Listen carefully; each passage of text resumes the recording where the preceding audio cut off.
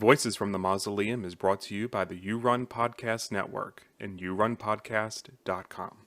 Hey, what's up, everybody? Welcome back to Voices from the Mausoleum, and welcome to the first episode of Found Footage Fridays for 2024.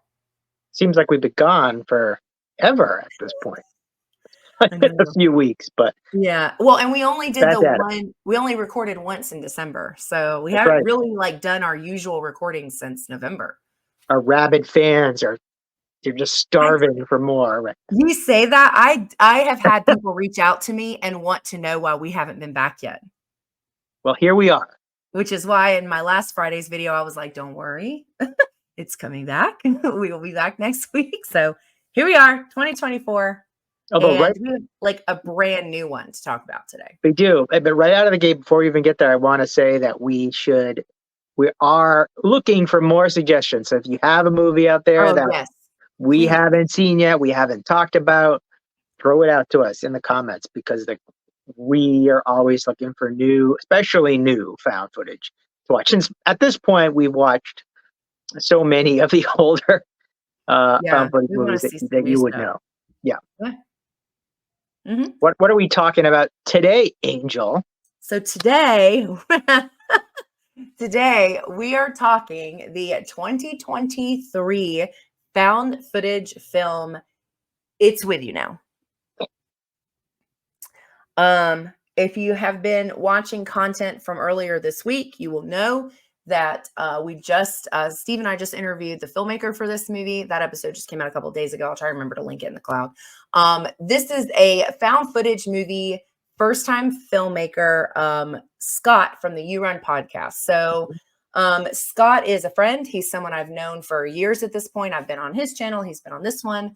And so, when this was released, it's free on YouTube. I will put a link on where you can find it in the description for this episode. And as soon as it was released, the moment I got the notification, I stayed up and watched it because I knew some of the things he had gone through to get this movie out. But yeah, so short summary, Scott does a podcast and it has multiple facets, but the biggest thing about the channel that he does is it's viewer controlled. So the viewers pick the movies that they review on the Horror Movie Review. So the concept of the movie is taking that a bit further and letting viewers and audience decide what you do as far as actions, or you go and you explore things, or you may do, different things. And so the setup for this is that he has done a poll through the channel under You Run Podcast Investigates. And he and his son, Kane, the one that gets voted on the most is to go explore this local legend of a witch that lives in the woods. The plan is to find where the witch lived, supposedly, and to follow this ritual to bring her back and see what happens. That's pretty much it. Yeah. And you forgot one really important part about the beginning of the movie. I noticed there's something significant that you left out about this movie. And I'll say this is something that we have not yet seen in any found footage movie. So this would be shocking to most of our fans out there. And I'm going to guess some are going to want to go watch this movie immediately for this very important piece of information that you're about to share right now. Yes. So Scott and I have a very specific dynamic of calling each other out and kind of poking each other and prodding each other to get each other riled up. So he felt it was appropriate to ask me to do something very specific and to be a part of the film. So the opening 2 or 3 minutes of the film is me. And I did not know that watching this movie. So I sat down to watch it, and all of a sudden there's Angel on my screen. I wasn't confused very long knowing who made the movie, so I didn't take me long to get over that shock. I was surprised because you didn't say anything to me. I wanted your reaction to be organic. I didn't want you to know that I was in it. And so did that scene that you're in the beginning, did he write that scene for you? Did you ad-lib? No. Did you improv, I should say? Well, when he reached out to me, I was very honest. I was like, I can't act. Trust me. You don't want me acting. You did just fine. Well, that's because I was myself. So he was like, no, he's like, I just need you to be yourself. And I'm like, cool. I'm really good at that. I can do that. And so basically all he wanted was for me to do basically a fake YouTube video, like I'm doing voices, but to talk about content creators taking content creating to the next level. And he kind of gave me the parameters of what he was looking for, how long it needed to be. And he said, but kind of do whatever you feel is like best. And so that's what happened. So I just kind of sit down and I'm doing this video, this faux video on content creating and talking about content creators who are like, oh, we let the viewers control the show, and me challenging content creators that say that to actually, do it. And I call Scott out specifically. And so, not a spoiler, this happens. This is literally the first 3 minutes of the movie. And so then the next scene, of course, is him reacting to that, and is pretty great. And of course, the movie does also star him and yes, his actual real life son. Yeah, Kane is his real life son. He has two older sons, and one did the technical side. That's CK. He did he helped him edit and some of the film stuff. And then Kane is the outdoorsy one. So Kane is the one you see on camera. Gotcha. Yeah. Well, it's clear that this movie was made by, I think, fans of the Blair Witch Project. This movie is set almost entirely in the middle of the woods, with I don't know if I would say similar premise, but they're looking for a witch. It ends up being what the I don't know what you call it, the community decides on or votes on for them to go and investigate. Which, glad that is what was voted on, because the other options wouldn't have been very appealing for a found footage movie. So it's set up perfectly for that. Right, yeah. But yeah, I thought it had a lot of the familiar markings of, a Lost in the Woods, Blair Witchy inspired found footage movie. Yeah. I was warned going into it that it was a bit comedic in some places. So there's some comedy in it. And we'll talk more, when we get to spoilers, but there's some comedy elements in it that because, there's just a way that he set this certain things up that I was actually able to enjoy those elements and think they were really funny. I think it's one of the things that and we talk about the formula for found footage all the time, right? We talk about how it's usually found footage is a lot of build up with a few things here or there. And then it's boom, and it's craziness until the ending. And this is, I would say, pacing wise, this is a little bit slower than what we're used to. There's a lot less of the scary stuff. There's not, it is more of just kind of story building, kind of just seeing him doing things with his son. It's, there's dialogue. Yeah. Conversations. And then, it gets to a point where things do finally start to happen. I will say that because he kept such a tight lid on this, the major twist that I know we'll talk about when we get to it, I didn't know that was in there at all. So it changed when I got to that point. There's a major twist that happens right before the end of the movie. And when that happened, I was I had to rethink about all of the stuff that I had just seen and how I felt about it, because now there's this newer component. But yeah, I think I'll be interested to hear you explain that, because I was a little confused about maybe that exact thing. So okay, so I think I think there's a lot of things there were some things in this that reminded me of Grave Encounters, very specific things, of course. He very much, I feel channeled some Deadstream in this as well, from the content creator side of things and how he is and that kind of stuff. But yeah, I think the strengths for me were the concept overall, mostly because of the twist. I feel was really unique. I haven't seen a found footage movie do that. It's very unique. I loved the takes of taking the content creator stuff, which we've seen other ones that we really liked before that were content creating, and really taking it to a different level and using all of his real podcast stuff was kind of, I thought, neat too. I think, waiting until the end, I think my weaker points, I think, where I would have liked more action in the first 2/3 of the movie. And given, where the story goes, it's not that it doesn't make sense from a storyline perspective. It's just as a viewer, I would have liked there to have been more action stuff. Yeah. And it's still, you know, I mean, so I can say this now because we just talked to him about it, but there is going to be a sequel to this. But I think if you watch this and you don't know that there's a sequel, there's kind of a lot of stuff that's left open-ended or open to interpretation. So the ending, while I did like it, I felt like it was one of those things where like I already knew there was a sequel, so I know that I'm going to get more.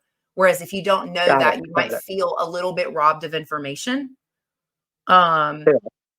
But I think, I mean, other than that, I didn't really have, I didn't have a lot of gripes. Some of the humor missed me until I watched it a second time. And then things that I thought were weird from before, I learned to find were funny because I realized why it was set up that way. I will say this is, even though there's that little bit of lull because it's a little slower for the first 2 acts of the film, you still have to pay attention. If you don't super pay attention to what's going on when the end hits, it's not going to make any sense at all. So that would be my warning to someone going into it. Like it may feel slower, but you got to pay attention. That could be, I'm a person who sometimes misses details. And so that could be part of what I experienced. But I'll be curious when we talk about that part specifically, like what you think when we talk about it. But I mean, so one of my favorite sub-genres of horror or found footage horror would be Lost in the Woods type. Oh, I know. Found footage. It's just the most classic. It feels the most familiar. And so this right out of the gate starts there. I think one of the things I like the most was that, you know, I would say every other sort of take on the content creator found footage genre. They're not, as far as I know, there's not another instance where there's a actual content creator portraying themselves. Never mind one that includes the host of a found footage series such as this at the beginning. Of course, they asked you and not me, so bring the rating down a little bit. But no, I'm just joking. I'm glad I wasn't asked. I would not add anything to a movie like this. No, so that was really unique. That was a really great way to set it up, to frame the entire thing. I think sort of along the lines of some of what you said, especially like the first 2 quarters of the movie. Pacing, I feel like could have used some work, and maybe that's something that will feel different in a sequel. Often that is something that feels different in a sequel. The first movie often, you know, there's a lot of exposition, and I think there was a lot of that. There was a lot of setting the scene and a lot of exposition and a lot of talking, just talking in general into the camera. And so I feel like that's something that I'm sure will feel a little bit different, and there would just by nature have to be less of in a sequel. Yeah, for sure. But it's, I'd be really curious to hear your interpretation of what happened at the end of the movie. I thought that one other thing that is that he in particular felt pretty natural. He felt like himself on camera, which isn't always easy to do. Often we talk about how, you know, someone didn't feel believable or didn't feel real, and I would not say that was the case with him, with Scott in this movie. So I think his son Kane did pretty good too. Kane's like 16. Yeah, but he doesn't say doesn't have a lot of dialogue. But no, he did just fine. Yeah, but I think like his part in it being that we do rely on him for a lot of moments that are building up to this, you know, our ending. I think he did really good to be kind of like, you know, trudging through just to be, I guess, so young. Like the acting, I'm telling you, sometimes when I'm watching movies, I just, if I can't get through the acting, I cut them off. Like I just can't do it. I tried to watch The Pyramid, which people say is found footage. It's not, but people say it is. I was like, oh, let me check this out. And it was so bad. I just was like, nope. And I turned it off. So yeah, so I agree with that. I think that on the portrayal side of it, I think they both did. They definitely came across, I think, how they were meant to. So you're going to rate this first because you're in it. So you have the privilege of rating yourself.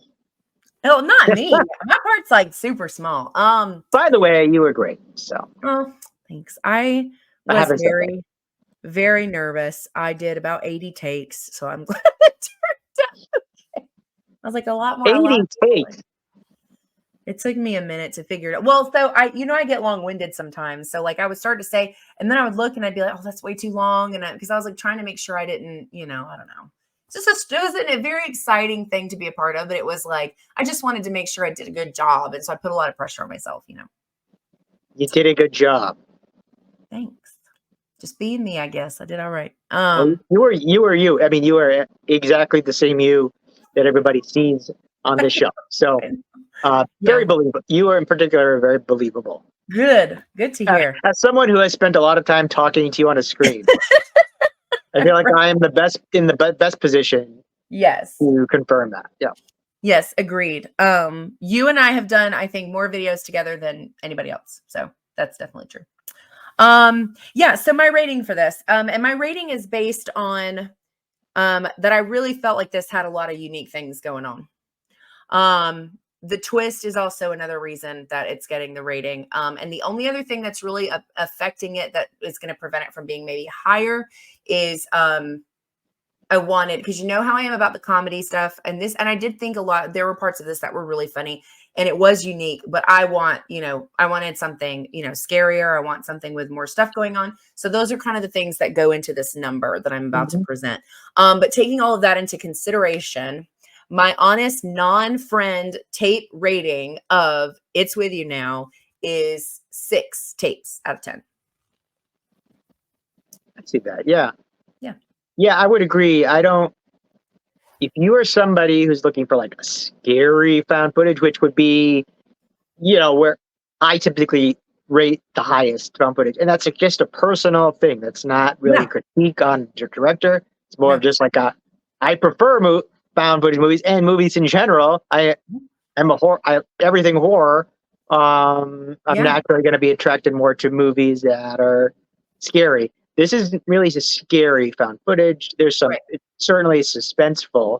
Yes, I agree with that. Not scary. There's nothing, not that I'm someone who's looking necessarily for jump scares, but there's none of that. Sure. There's none of that. So, although I will say, sometimes we see, especially in movies like this, where as far as the production, they do too much and show too much. Not a problem with this movie. They didn't show too much. Maybe could have shown us a little bit more, if anything. So they didn't show too much. So you gave it a 6 tapes. I'm going to give it 5 tapes out of 10.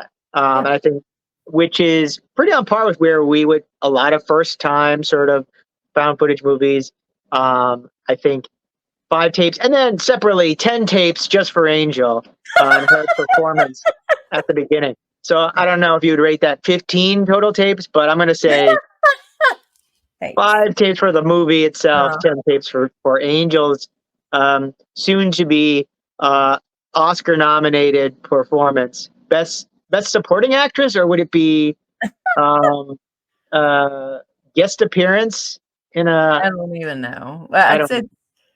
I'm really happy with how it turned out, that part. I'm glad that it was an honor to be asked, to be a part of any. I mean, and it's just like when we get screeners and stuff, like we don't take, just for anybody watching, we don't take that stuff for granted. We love being involved. We love interacting with people about these films, the comments that we get, the options to like see stuff, or we love it. It means so much. And so it was a really cool experience. But yeah, it's definitely something that I think we are going to see him grow a lot as a filmmaker. He filmed and edited this entire film from start to finish on his iPhone. It's really impressive. That is the magic of the iPhone. Jesus. It looks, because I mean, it's great. So, well, you want to jump into spoilers for this last little bit? Let's do it. I'm really curious to hear. Okay. So I don't think from a a scene perspective, there's a lot to spoil. I don't think it's like, oh, we have to go like, like step for step. Like some movies Yep. have a lot to break down, and then some movies it's an overall thing. For this, I think the biggest thing to talk about is the twist.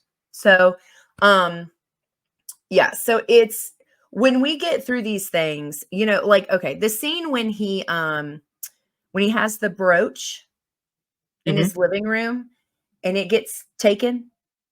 Yep. I thought that looked really good, right? When it's like moving across the table. Yeah. And then it just goes, and then there's that part where he's holding it and it goes whoosh. Yeah. That looked I thought really that good. looked really Well good, done. right? Practical effects. It's super, yeah. if you will. And I was like, that part happened. And this is just, again, first time watch, I don't know anything about the movie. That happens. And I was like, that's pretty good. I'm kind of impressed. How did he do that? Like, why did it look so good? So then you fast forward to the part where he, there's like it's after we think they're gone. And so it's like his setup and the camera and everything. And then he just like jumps out of nowhere. And he tells you that the whole thing was fake. Yep. And I was like, jerk. I was watching that part and I was like, I just genuinely did not expect that. Like, and that's one of the most unique things to literally make 2/3 of a movie, right? Then get to this place right before it literally hits the fan. Like, and then be like, all of that from before was fake. But then there's consequences to faking these things. So essentially what happens is they do bring the witch back. But they don't understand like that her abilities are basically otherworldly.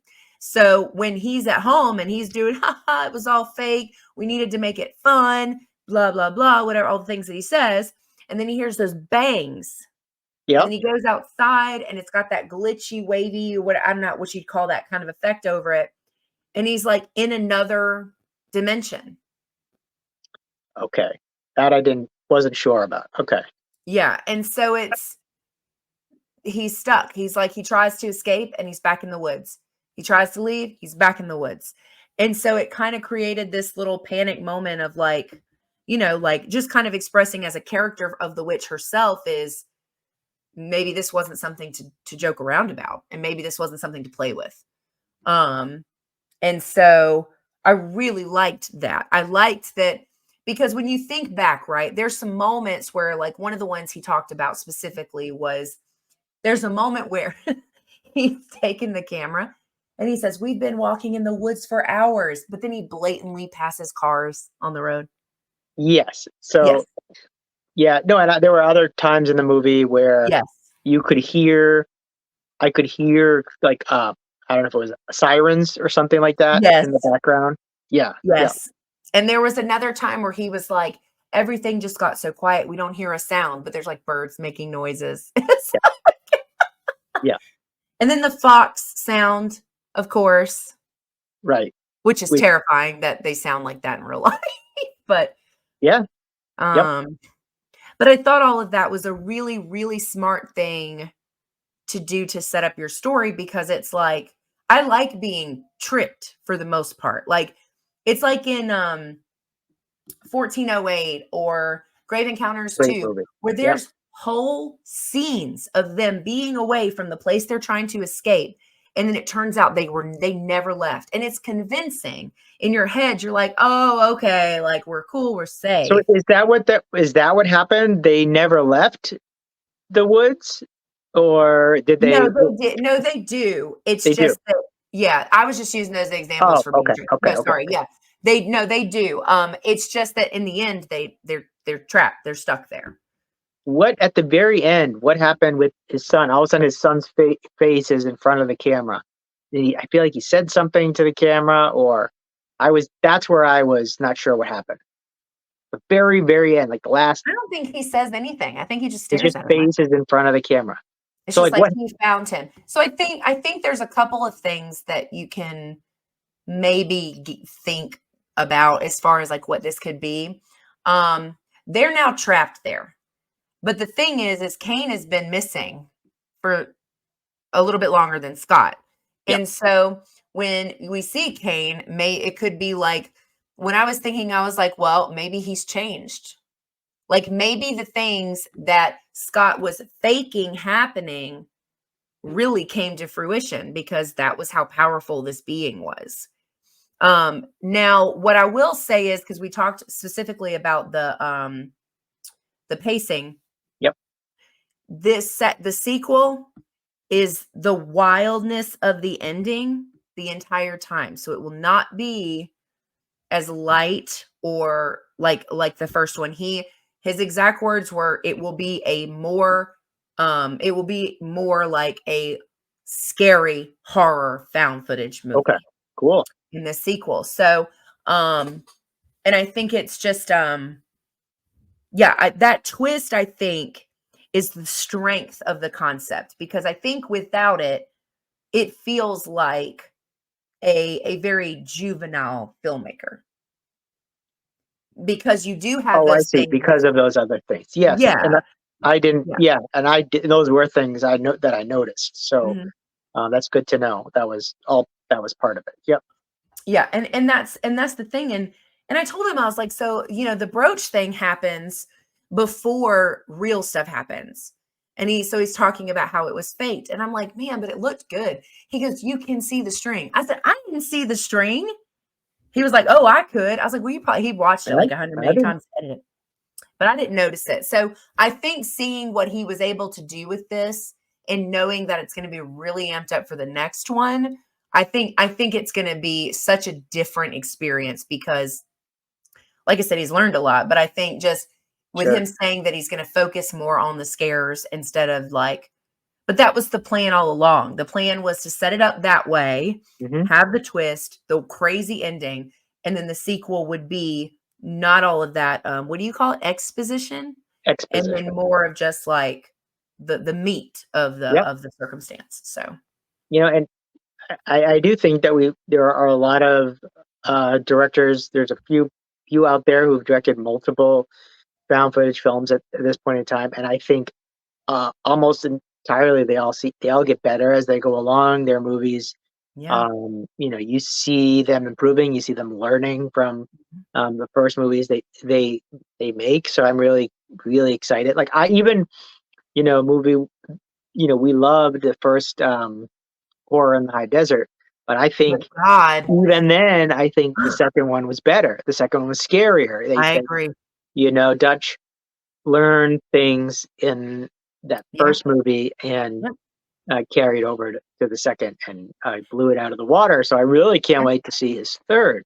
So I kind of have high hopes that could happen here with Scott. Yeah. And I will say this too, just because I do know Scott. Scott is somebody who can take criticism and he welcomes it. He wants to know what viewers think and feel of this film because he wants to be able to do better. He wants to be able to learn and to grow. Whereas, you and I have experienced filmmakers that are not super happy about being given criticism. And so, and I think of all the people who talk about movie reviews, like we are so respectful. Like we're never just like, oh, this was trash. Like, no, we don't. That's not how we handle things. But yeah, I think I'm really looking forward to seeing what he does. I do know that the sequel has a bigger budget and like a much bigger cast.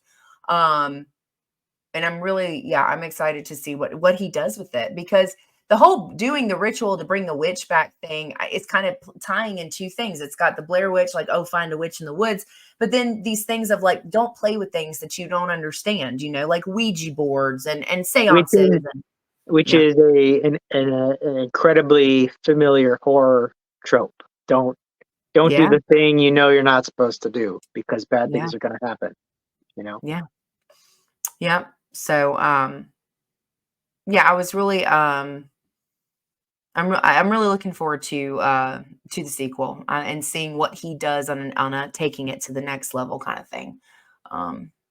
I mean, this one's an easy way. There's not a lot of excuse to not watch this. It's free on YouTube, and you can watch it without commercials, which is awesome. And can't say that for a lot of movies that we talk about.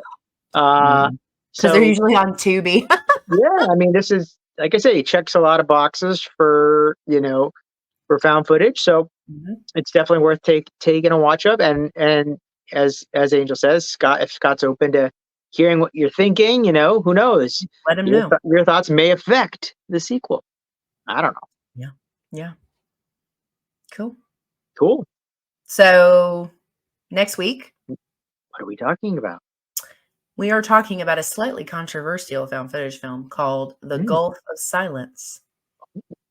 And just to make it even more enticing, I will tell you now that if you're watching this, unless your name is Matt, because Matt's the one that got me to be able to see this, you won't be able to watch this film at all. So maybe that'll entice you to come find out why, though. So, are you in this one, Angel? No. I'm going to ask that about every movie. No. Before we talk about my movie, whatever is one. Just one. If you could be in any horror series, and have a walk-on role or cameo role, what series would you be in? Paranormal Activity. Paranormal Activity. Interesting. I would say Scream. You picked a found footage movie. You picked a found footage movie too. Yeah. It's just a franchise that I really love. I mean, not all the movies are perfect, but I just really love that franchise. I assumed you would say Scream. Huh? I assumed Scream. Yeah, I almost said Scream. You were technically right. I almost said Scream, but I'm a little frustrated with them right now. So I was like, that would never happen now. But it's yeah. I would be like a first kill in a slasher. Like, I don't have any survival skills. I'm not gonna, so but I think I could survive Paranormal Activity. I think I'd be okay. I think I would have to be, the comic relief, that makes it like 3/4 of the way through the movie. But then, I don't follow my own rules, and a la what's his face from the original Scream movie, Jamie Kennedy. Oh, yeah. Something along those lines. Maybe I'll make it to the second movie. If you were in a found footage movie about found footage movies, you would be the Randy of that film, whatever it is. I would be so much. Yeah, so like at most I make it to the sequel. But then like sequel, I'm like first 5 minutes. I'm Jada Pinkett Smith, at the beginning. Yeah. Don't make it past the first 5 minutes of the sequel. All right. Can't wait for next week. Yep. That's going to wrap up our conversation on It's With You Now. Again, the description for where you can, you can't see his microphone. The link is in the description for where you can watch this movie. Again, for free. Costs nothing to watch. Just go watch it. Will be in the link as well as where you can find, I'll go ahead and plug YouRun's links as well, so where you can find him. And yeah, that's it. Hope you guys have a great I'm tired. Rest of your weekend. Thanks for hanging out with us for Found Footage Fridays. Tom and I will see you next week. Bye. Also, in case you missed it in the previous video, make sure that you go check out this awesome YouTube channel called Video Tasties. The slogan is protecting the past one VHS tape at a time. These guys do a lot of media stuff. 80s list, top list, physical media, collaborations, anything movie, film related, you can find there. There's some awesome, like tons of stuff for you to check out on their channel. I'll make sure to link them in the description for this episode.